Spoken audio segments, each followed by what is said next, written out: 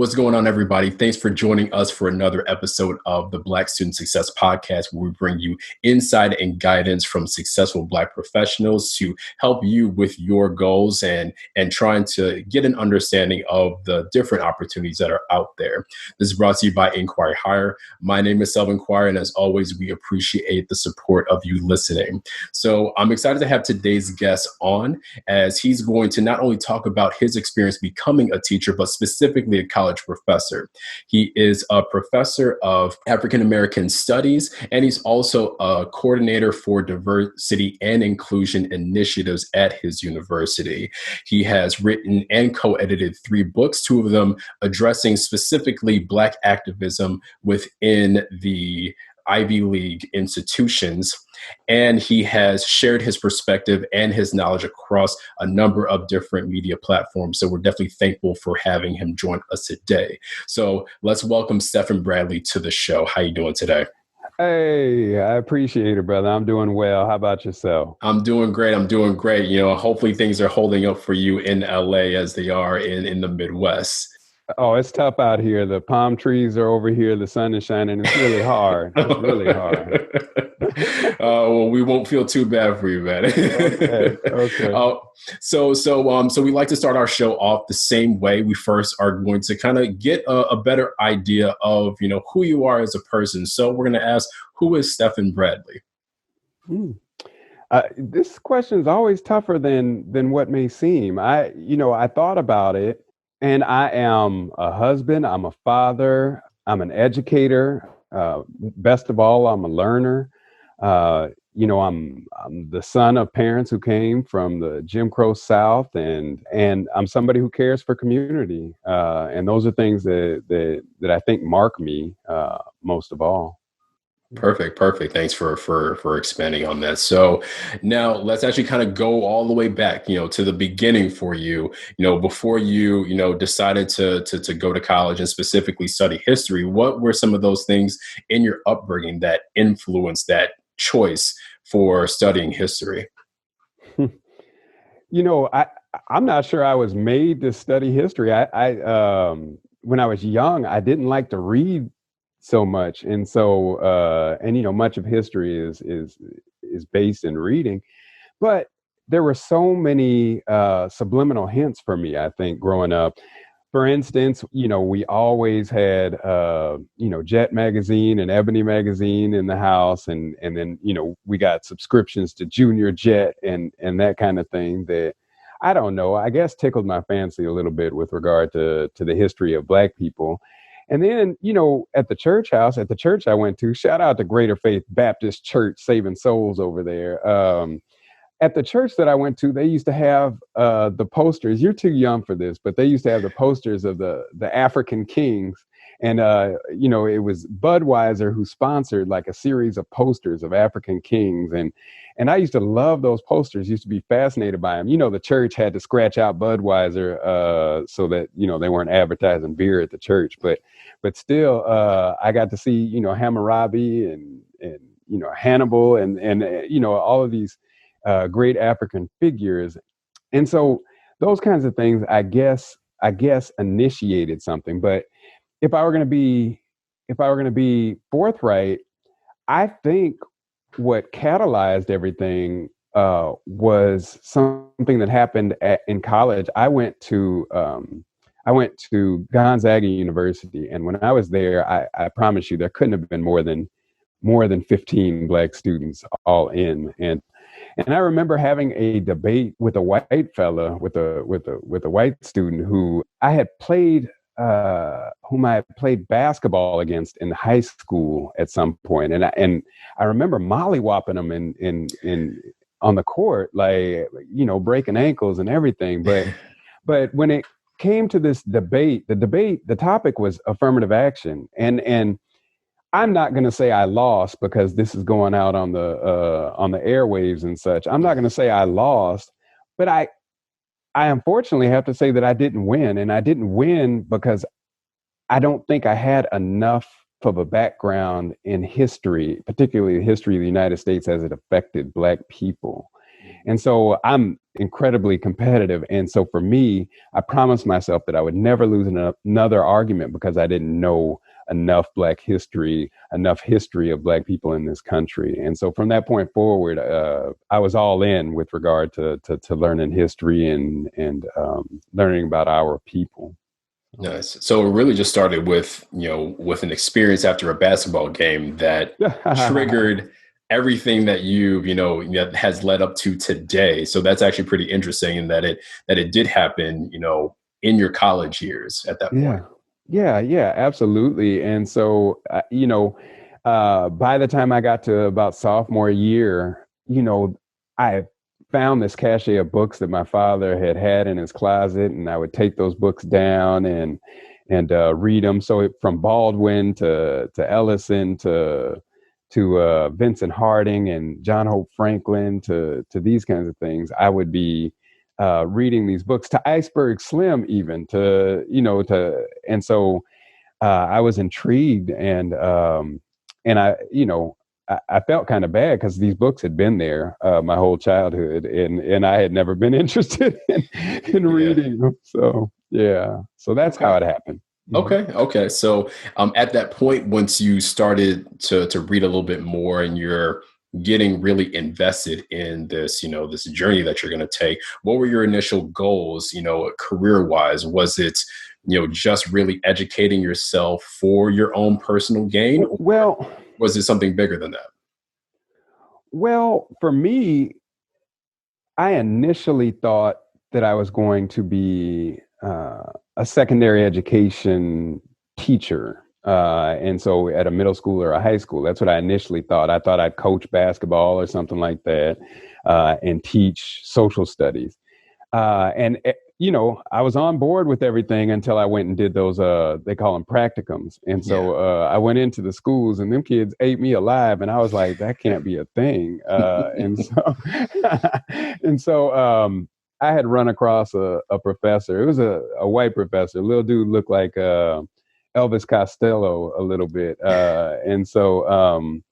Anyhow, he was really good in the classroom. And so I asked him, I thought to myself, I could be like him, because he made fun of students most of the time. And so I said, I could do that for a living. I'm very good at that. And so I asked him, how do you become a professor? And he was like, well, you got to go to graduate school.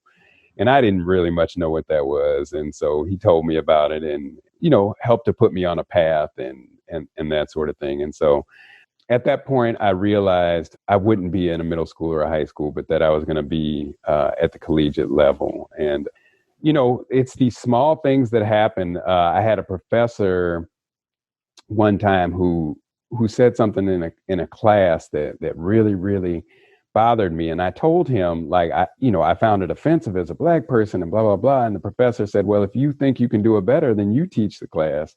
And so the next class period, I prepared for it and everything else. And I stood up in front of the class and I actually taught the next class period. And the professor was very good about it, and he said that, he encouraged me and said, listen, if you're serious about this, then you got to give up your aspirations of teaching in the middle school and high school and essentially sell out. And by sell out, I mean, give everything I had to become a college professor. And so he was right. That was a good risk for me.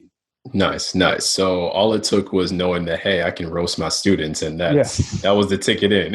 Yes. That was everything I needed to go forward. Yes. That's what's up. So, and I know that it obviously entailed more, and with you just asking that first question of how do you become a college professor, and then getting the answer of grad school, I'm sure that once you actually started getting into where you went to grad school and seeing kind of those steps of how to get to that point, I'm sure there was probably a little bit more than you expected. So can you talk about what that journey looked like from, the time that you entered grad school and kind of learning about where you could end up? What was that like for you? Yeah. I mean, I think it probably starts earlier. I have two wonderful older brothers, but school wasn't necessarily for them. So they hadn't really finished high school, in a traditional way. And so I was the first going to college, and shoot, we didn't know anything about, how to go to college and how to make out well at college and that kind of thing. So I promise you this, I was freestyling the whole way. When I was in, earlier period in education, people identified me as smart and they put me on that track. And, you go to college and you realize, oh, everybody's smart. And so, thankfully I was competitive in that way. And so I didn't like to lose. And so I would eventually become something, I'd point my way towards being a scholar.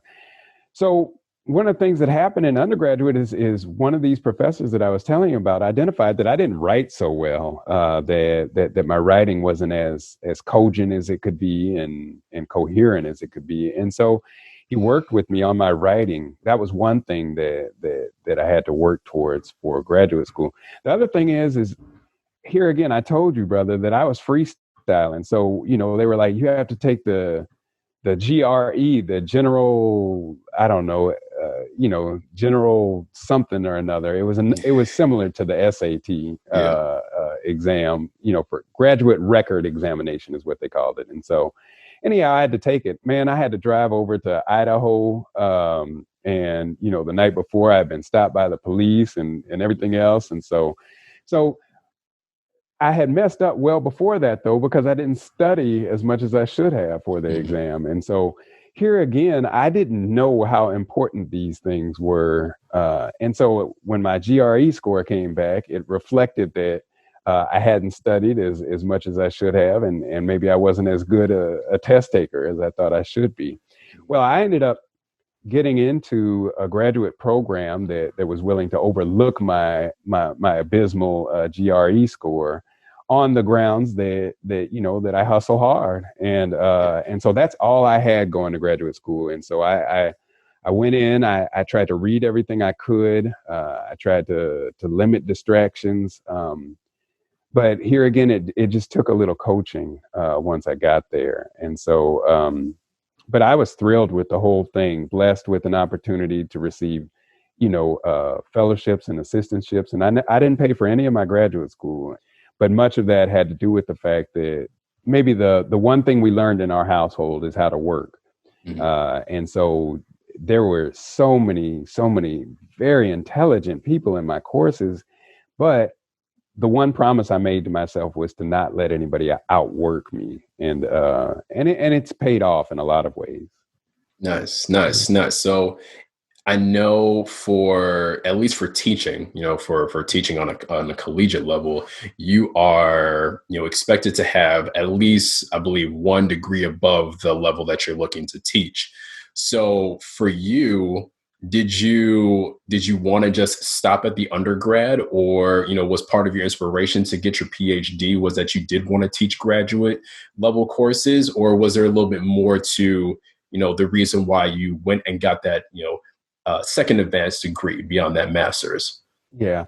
Well, I'd love to say that I had this all planned out, brother. Look, I'm telling you, you got to listen to the thread. I'm freestyling through this whole thing. Like, and so here's the issue is I used to work at the sawmill in the summer times. And so that's how I would make money, for my, for all my incidentals, for rents and stuff like that. And so I'd pay good money. I was part of the union. I used to be a woodchucker. And so I used to do that in the summertime, but I realized, I don't think I want to do this for a living. And so for me, school became that much more important. But I started to realize with the majors that I had, with what I was studying, if I hopped out too early, there wouldn't be a way for me to make really, really good money. And so my issue was I didn't have very many skills. All I could do is read, write, and talk ish. Like that's all I could do. And so if that's the case, then I had better just stay in school. And I knew from experience, I knew from watching people in my hometown and everything else that if I stopped going to school and started making a little piece of money, then I may never go back to school. So for me, it was the issue of just let me ride this out and keep going. My pa had retired from the from the U.S. Army, and he retired command sergeant major, as high as he could go as an enlisted man. And so, he would constantly tell me, just go as far as you can go as high as you can go. And then from there you can figure out what's going to happen. And so that was the plan, is just to go as high as I could go. And I did it. I didn't have anything better to do. That was the other part of it. I didn't have any better prospects. No, Bill Gates wasn't calling me on my landline or anything like that. Like, so in addition to that, I was having a ball though. Like, I have never been so smart in my life than when I was in a PhD program, reading books every week and writing on them every week and getting to argue with people all the time. That was probably the peak of my intelligence. It's all been downhill since then. Yeah. So you say, as we kind of get into a little bit more of what you've done. But I think one good thing to point about your experience is that you made a lot out of a little. You started with your work ethic and your competitiveness, and those were really the two driving things to get you to where you were at. And even with the idea of that, you were just kind of winging it as you went along. I feel like those are the two of the things that kind of carried you to getting to those points where you feel like you're absorbing a lot of knowledge, on a weekly basis, and you feel like you're getting smarter, and you're putting these experiences of, on the way to getting, your testing done, and you're getting pulled over, and you're putting that into context of those different books that you're reading.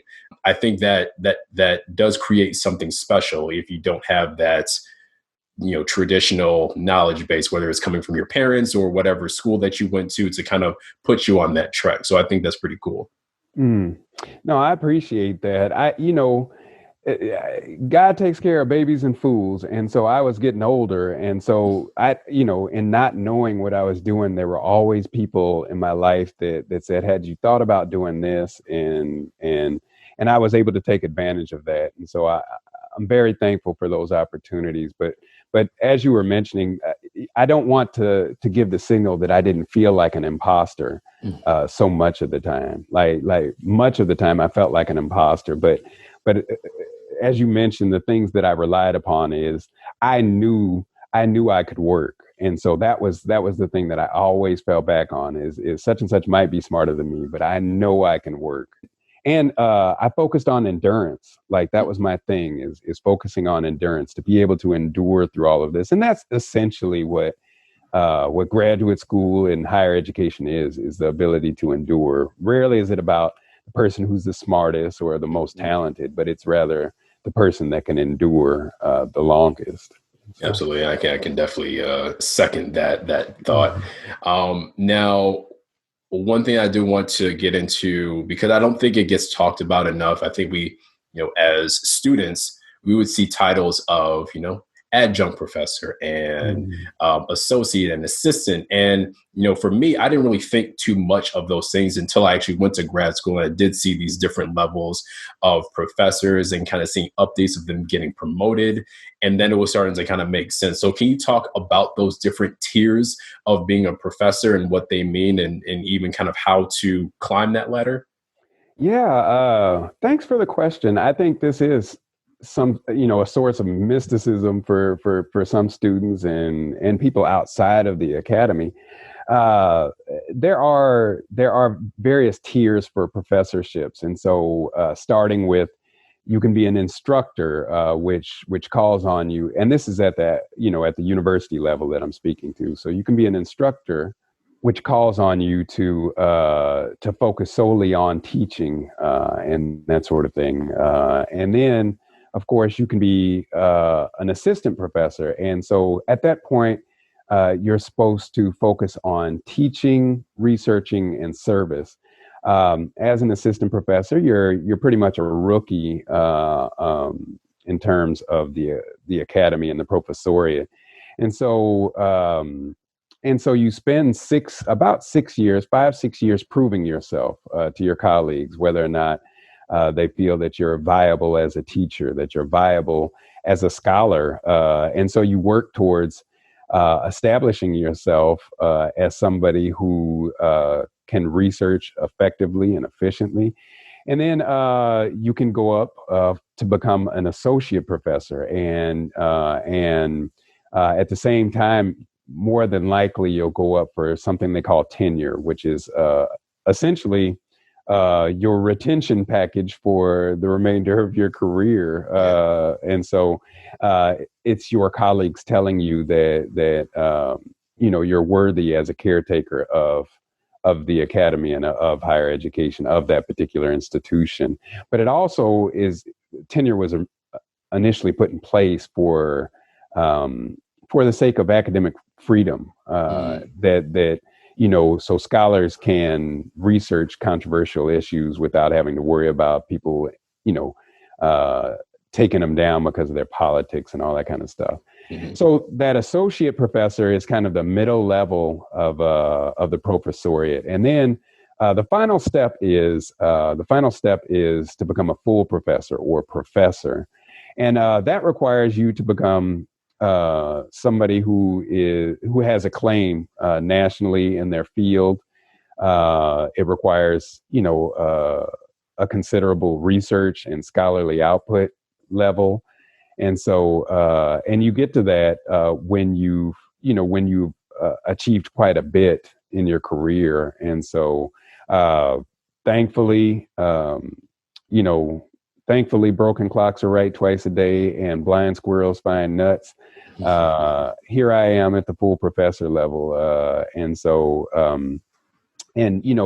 I had a ball the whole way. And so the real blessings of it all was that I got the opportunity to teach so many great students and to just learn so much in researching the books that I put together and the many things that I've had the opportunity to do in the way of service to both the academy and this is important to me and for the community, is, I've taken so much from community that it's really, really obligatory for me to share whatever I have with the community. So I try not to turn down churches and community centers and schools whenever they ask me to speak and share and that sort of thing. And those things are necessary. So that's how it works. There you go. I appreciate the expansion and that breakdown of that.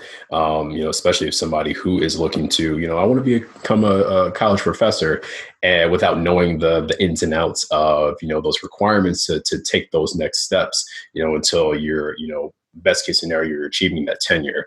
I do want to get into the aspect of trying to find the right institution. In some cases, from my perspective, kind of on the staff level, is seeing that, these faculty members are, doing a bit of relocating, to really try to find that right spot for them.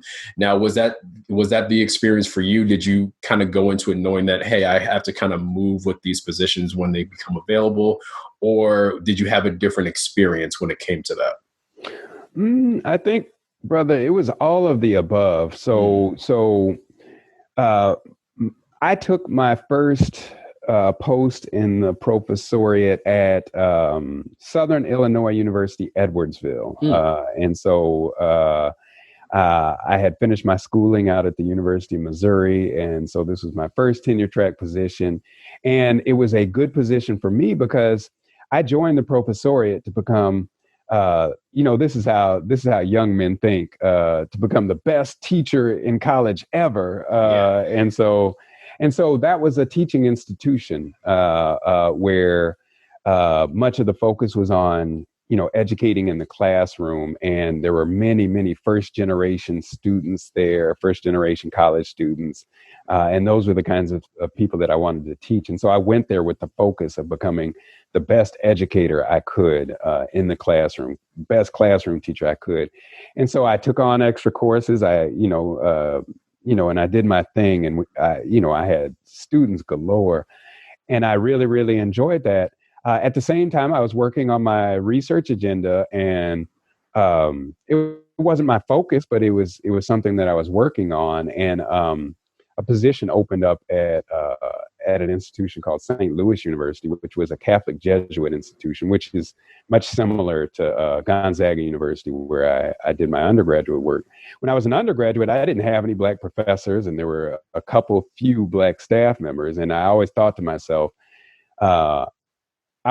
when I become a professor, I want to give students what I didn't have. And that was a Black role model in the classroom. And so when a position came open over to St. Louis University, I decided to try for it and got it. And it worked out well for me. And so in that way, I was able to provide what I didn't have to these very few Black students who would attend this private Catholic Jesuit institution. Yeah.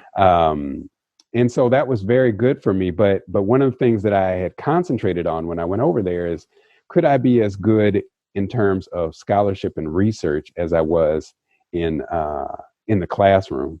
And so, I had always felt like an imposter as a scholar. Like, okay, so I did win an award with my first, with my first book, but look, the dog shine, the sun shines on most dogs. And so I thought, wow, I don't know if I can do it again, and that kind of stuff. And so that became my focus, and it worked out. It worked out well because I became a solid scholar and good in my field. And so for me, that that was one thing. Another thing I wanted to do was to see if I could try to institution build. And so because of that, I became a director of an African American Studies unit, and was eventually recruited to Loyola Marymount University, where I chaired the Department of African American Studies over there. And so trying to work on different aspects of my career and who I am, trying to strengthen the various muscles that I have in the academy. Nice. And I like the fact that you pointed out trying to be that role model that you didn't have, and that you saw, even with the few Black students that you interacted with, that you had the potential of being that person. And I can definitely say this from a staff perspective, and then even the short time that we did share at LMU, is that even with the small Black population there, among the faculty and staff, there is still that idea of supporting each other as professionals, and then working together to support the students as well. So for those students who might be listening, who might be considering some of those prestigious schools that might not have the biggest Black student population, that the support is still there, not only among their classmates or potential classmates, but also among the staff and faculty. So I think that was really cool that you pointed that out, and I'm sure that you've kind of seen the growth of that, in your career, among the camaraderie of the faculty and staff. Absolutely. And so that I think that's the real blessing, is when you get a group of people like yourself and others that have the interest of young people at heart, the interest of students at heart. That to me that's the magic. And so I'm with the students, a few hours a week in the classroom, but I need to depend on you, brother, to help the students when they're outside of the classroom. Yeah. And then we come together to wrap our arms around students who are in need, because our students sometimes come with things that are extra. So it's difficult being a Black student in a predominantly white institution. That's not an easy thing all the time. And so it's difficult if you're a first generation student. As I mentioned, they started hitting me with all kinds of acronyms. Well, you need to fill out your FAFSA. Like, what kind of word is that? Is that Latin? What is that? Like, and it's all kinds of weird things that happen at the college or university. Go to the bursar's office. Who is burse? Yeah.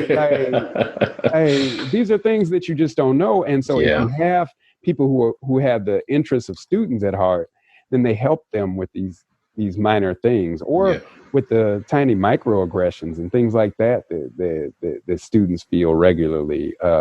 We can say, look, I've been there, little brother, little sister, I've been there, and you'll make it through, and this is how you might want to handle it. So.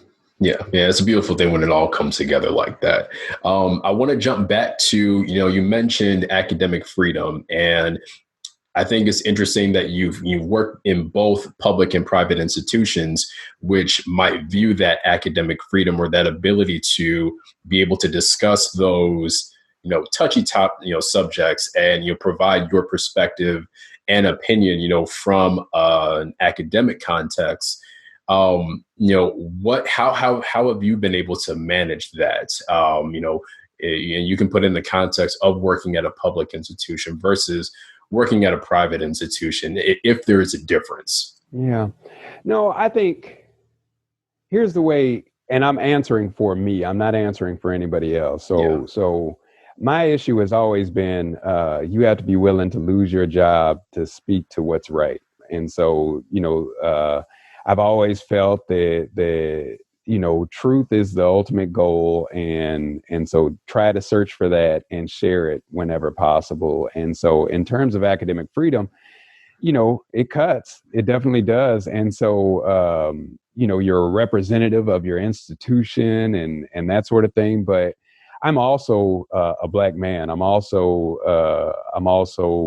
an academician, and so that leads me to try to share things as I see them, and I try not to spout off without having evidence of what I'm talking about and that sort of thing. But it's important that I do share my point of view, how I see it.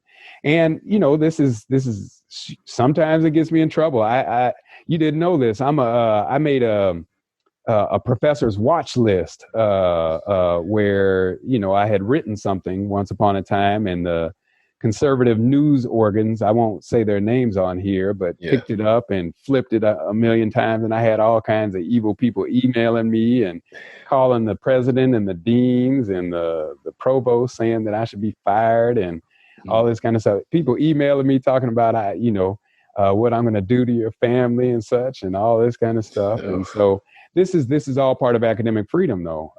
And so I told them that they didn't want none. This is 150 pounds of thunder, so they didn't want that. And so, but this is what comes along with it. And for a moment, I was fearful that that this may affect my career, in a negative way.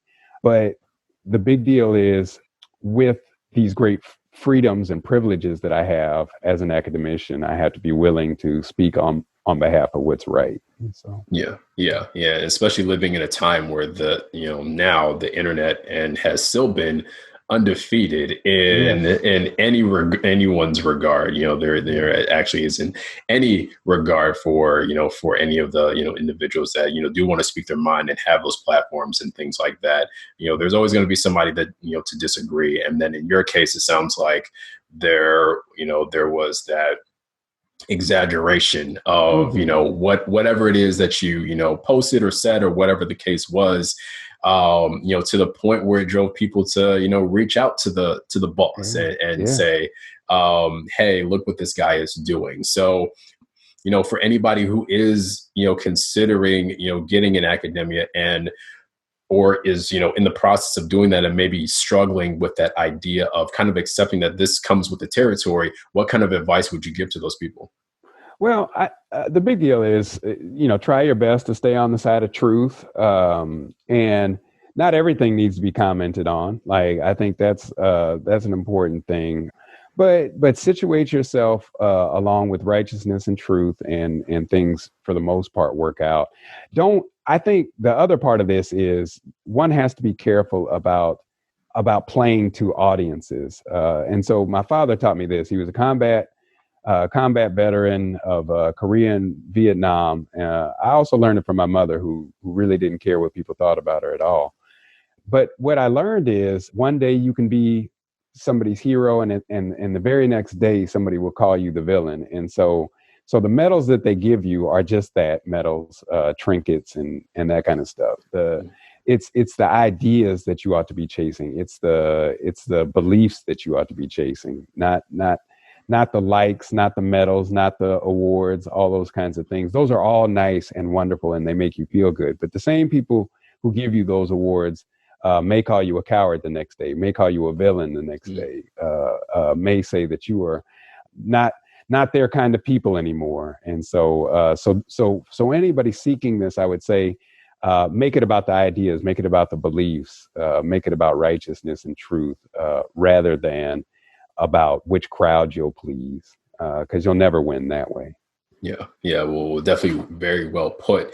A couple other questions before we wrap things up. Now, you got to a point where your reading, expanded exponentially, and I'm sure you've come across a number of different, books, whether they were in the context of Black history or maybe even, self improvement. I'm sure you've just come across just a number of different things. Do you have any book recommendations for any of our listeners, those, 16 or 17-year-olds, or maybe those college students who might want to get a grasp on something that, will, transform their perspective and hopefully kind of give them a drive to really push for whatever their goals are?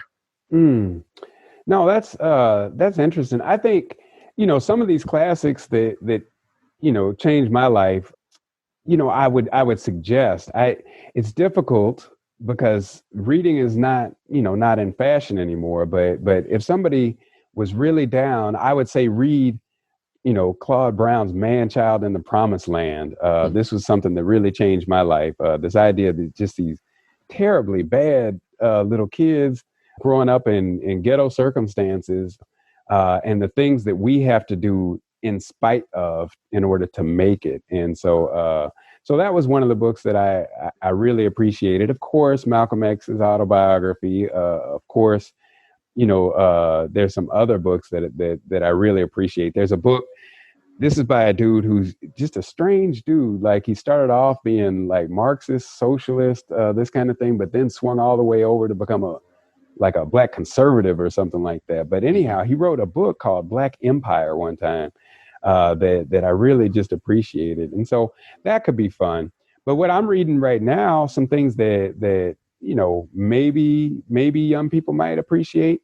I'm reading a biography of Malcolm X by Les Payne and his daughter Tamara Payne, called The Dead Rising, or something along those lines. And it's powerful. There's another small book that might be good. It's called The Privileged Poor, which is by a young brother who went from, I think he was in Dade County down in Florida, in poverty circumstances, ended up going to an elite institution in the Northeast, where, he went on a full ride and that kind of thing, but the culture was just so different that he didn't know how to deal with it all. Yeah. And so, but here people were talking to him as though, he had made it and that kind of stuff, but it was still very difficult for him to make it in college and that kind of thing. So those are some of the kind of books that I'm reading. There's somebody that I wish everybody would read. It was a law scholar named Derek Bell. He was just one of the best in terms of trying to make things plain about policy and things like that. But more than that, make things plain about ethics. And those are the things that carry you to the top, is who you are, the character, and that kind of thing. So those are the kinds of things that I've been looking at throughout my life and most recently. Perfect.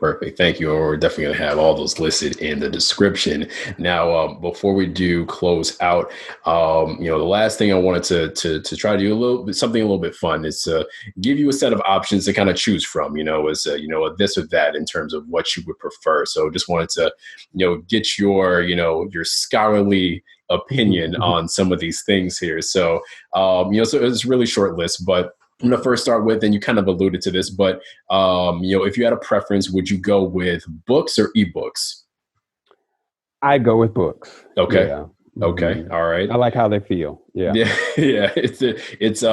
I'm still kind of in that realm, even, with the access of all, Kindle and all these things, I'm still kind of I'm a book person. So, Apple or Spotify? It's a tough one. I have to hedge both. I have to hedge. Sorry. Yeah. I got you. I got you. All Yeah. right. All right. This one's a little bit more specific. So, at the cookout, uh, what are you most likely doing? If somebody were to just kind of, catch a glimpse of Stefan, in the backyard, what is he doing? Is he cooking at the grill? Is he chatting with his friends and family? Is he making a plate? Is he playing with the kids, or is he jamming the music? Let's see. Now, um, I can get down on the grill. I can, but I'd much rather eat. I'll jam to the music. I don't have any rhythm, but I'll jam to the music. But you could find me playing with the kids, cutting up with them, and making fun of people, and that sort of thing. So I think that's my deal. All Yeah. right. All right. Spades or Uno?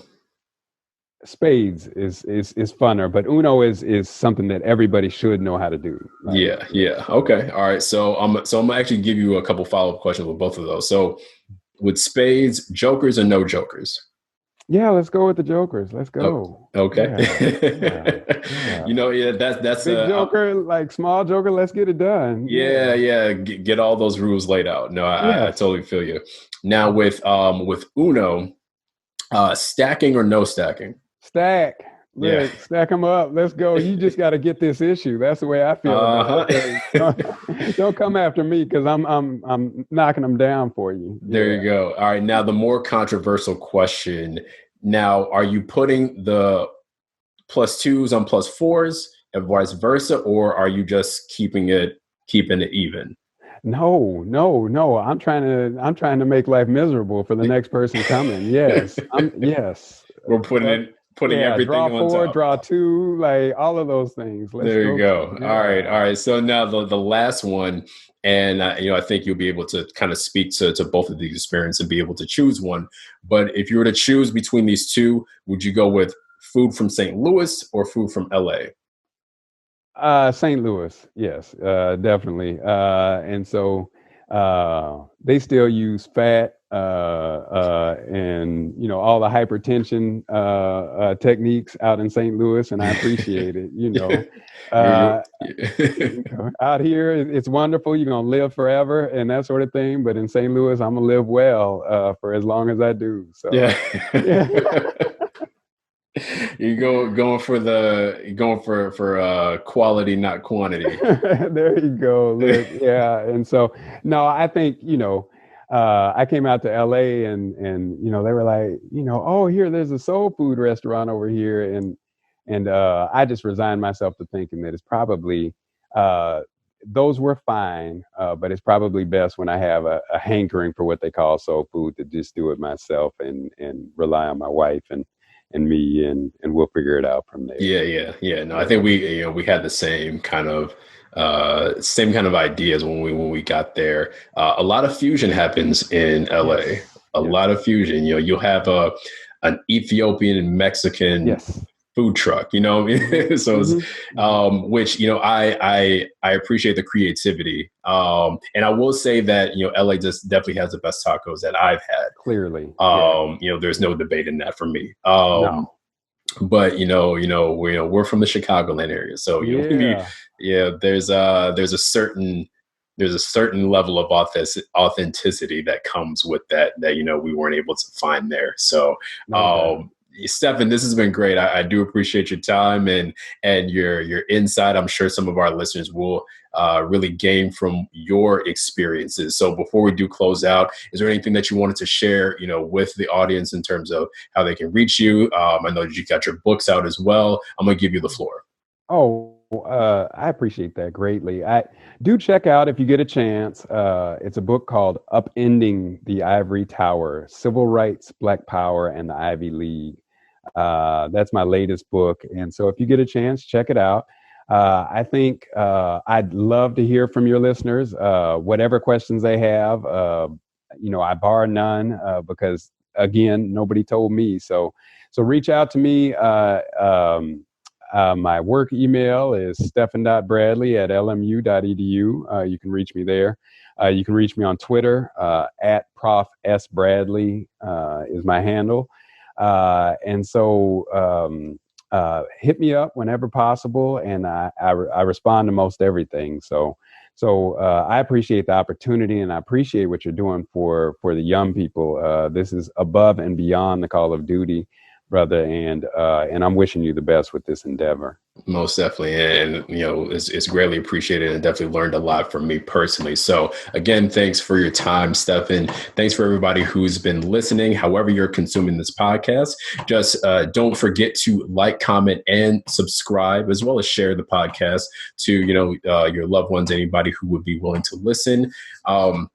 We're on social media, Facebook, Twitter, and Instagram. That's at Inquire Hire. And then we also have our website, inquirehire.com. We've got a lot of good information, articles, and things like that there that you can check out. We're also specializing in college preparation. So in case you had any questions, whether you are a freshman in high school, trying to figure out what is that step that you're going to take, to, a senior trying to figure out what school you're going to choose, what has the best offer letter and things like that. We're definitely there to help you, on that one-on-one basis, to provide that supplemental help that you might need. So definitely feel free to check out. We would love to help you. So until next time, peace to you and have a great day.